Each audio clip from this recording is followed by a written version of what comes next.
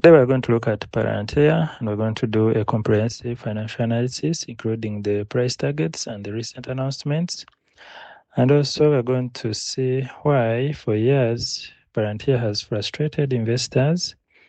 And we are going to discuss its financial performance and also where it could be years from now, the best, the bear, and the bull cases. So please subscribe if you enjoy such videos. Now, let's start with where Palantir stands right now.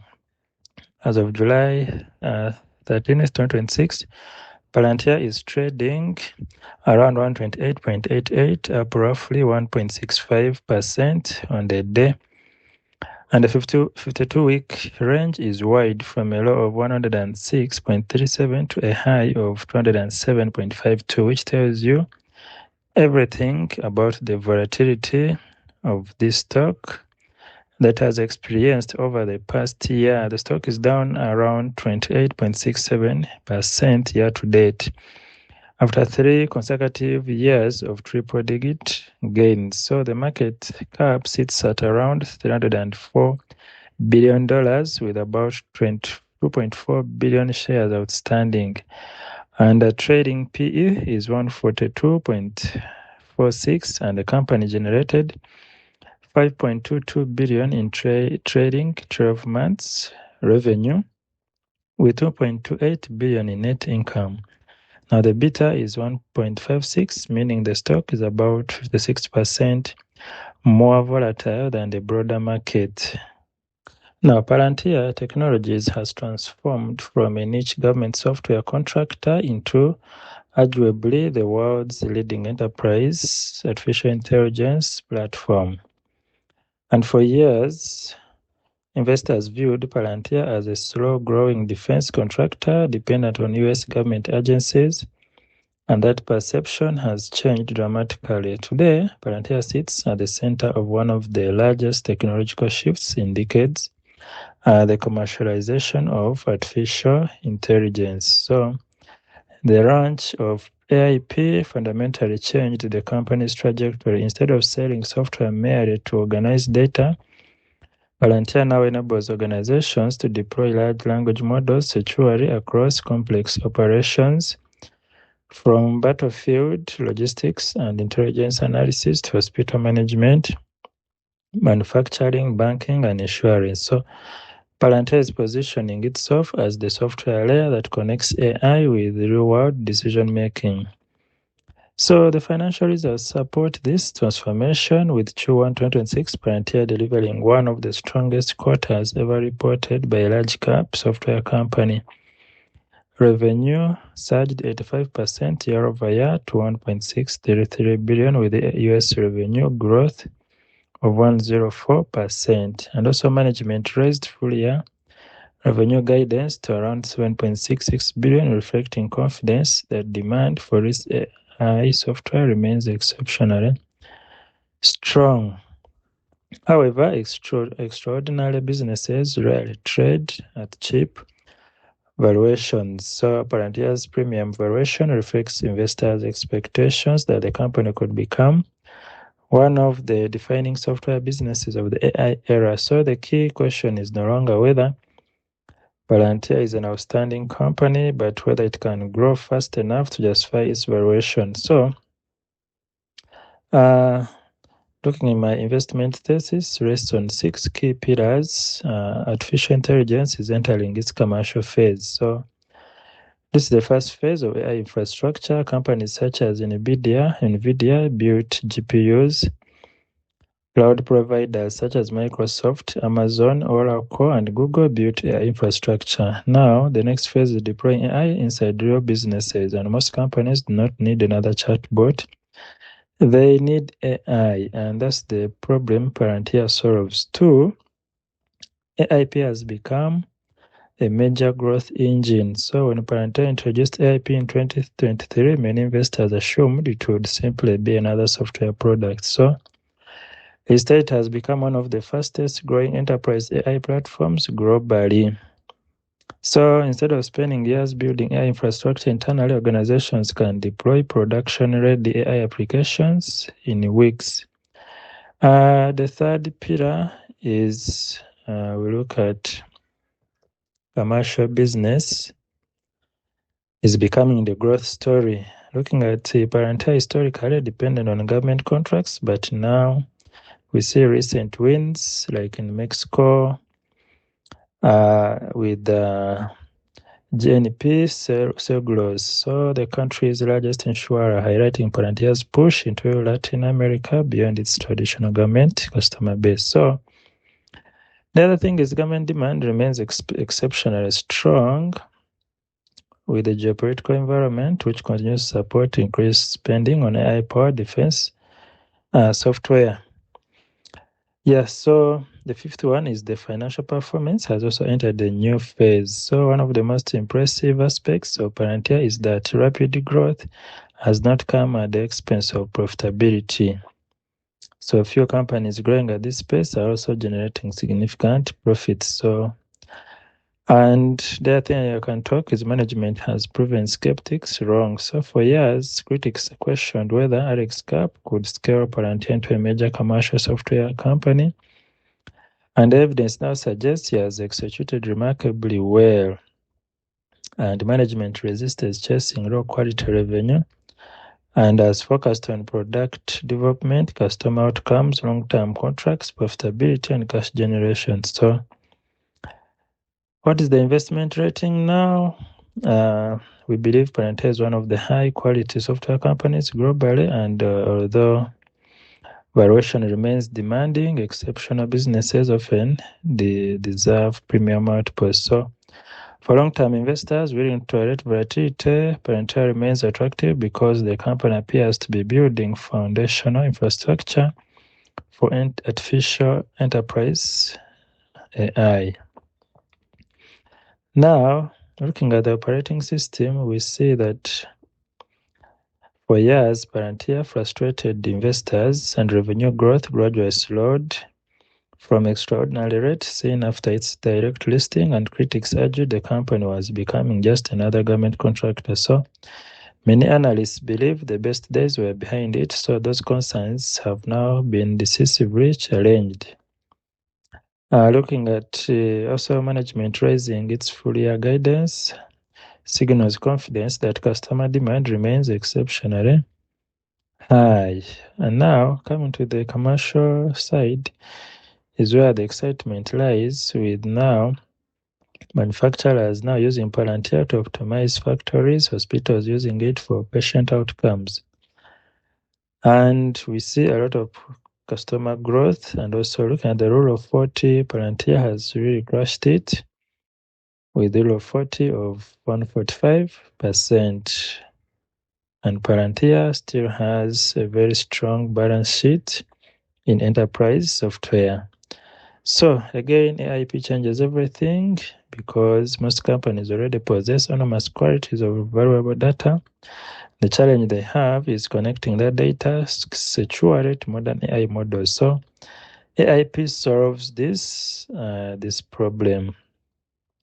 And also, when we look at the outlook, we see that the next phase will likely be driven by expanding commercial adaptation, large government AI budgets, international expansion, deeper partnerships with cloud providers, and increasing use of AIP across existing customers. Yeah, but still we have valuation and risks and price targets and investment that are coming. So Palantir has a valuation problem with its Palantir being tagged as very expensive as of now. But we see that still investors are willing to pay a premium. Why? Because of the rapid revenue growth, the expanding profitability, and high switching costs. And there's also massive addressable market. So, with that said, let's get into the prices now. That we see analysts continue to have varying price ranges with highest target of 255, median of 200, and average target of 189.87. And we see Wade Bush, Daniel Eves still remains the most bullish, maintaining a buy rating with a 230 price target, So now I want us to go to this part where we look at the price of 1,260. So can Palantir get there? Now, the question of $1,260, which implies a 10x from now, implies roughly 877% upside from today's 129, around 129 price, which is around 10x. So to evaluate whether this is possible, let's run the numbers. So what does it require? With approximately 2.4 billion shares outstanding, a 1,260 share price implies a market cap of around $3 trillion. So to reach that valuation, Palantir would need one of the forex scenarios. The conservative scenario is around 1.5 billion in required revenue and a multiple of 20x PS and a time frame of 10 years. In a moderate scenario, we need around 1 billion with 30x PS and 7 to 9 years time frame. And if Palantir is so aggressive, we could have 604 billion in required revenue with a 50x PS and a 5 to 7 years time frame. And extreme scenario, we could have 302 billion and 100x PS and 3 to 5 years time frame. But the most plausible path is 30x PS on a 1 trillion in revenue, which would require Palantir's revenue to grow from the projected 11.22 billion in 2027 to over 1 trillion. So that's an 89-fold increase. Yeah. So if we come to an event of 55 CAGR, an extraordinary rate would make Palantir one of the fastest growing large companies in history. And it would take roughly 11-12 years to generate the revenue needed for $1,260 at a 30x multiple. Now, in case we look at earnings multiples, the EPS growth required, we'd see that conservative would need a $31.5 EPS, the multiple of 40x, and implied net income of 75 billion, which will take us 10 years. And the best case would need the EPS of 21 with a multiple of 60x and the implied net income of 50.4 billion, and which will take us to 8 to 10 years. And if we are so aggressive, EPS of 15.75 with a 80x multiple and 37 billion, yes, would be an aggressive approach for about 8 years. So what do I think about such a price? If we move with a scenario of aggressive path, that is 2029 to 2031, this would require near perfect execution with the revenue growth sustaining at 50% plus CAGR through 2030, and Palantir becomes the de facto AI operating system for enterprise. The commercial segment explodes, reaching about 50 billion in annual revenue. Market continues to assign a 40-50x PS multiple, and operating margins exceed 50%. So the NVIDIA partnership and other alliances drive massive adoption. So the probability of this is really very low, and this would require Palantir to maintain growth rates that are almost unheard of for a company of this size.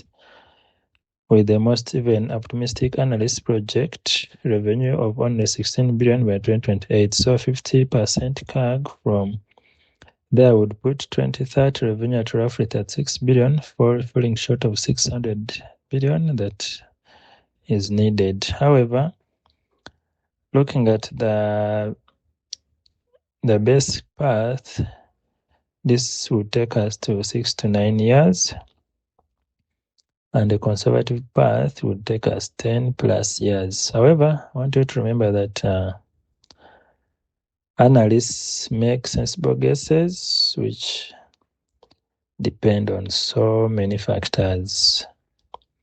But from my experience, Palantir has been exceeding analyst expectations. So I think within the next 5 to 7 years, we could see Palantir reach this price target.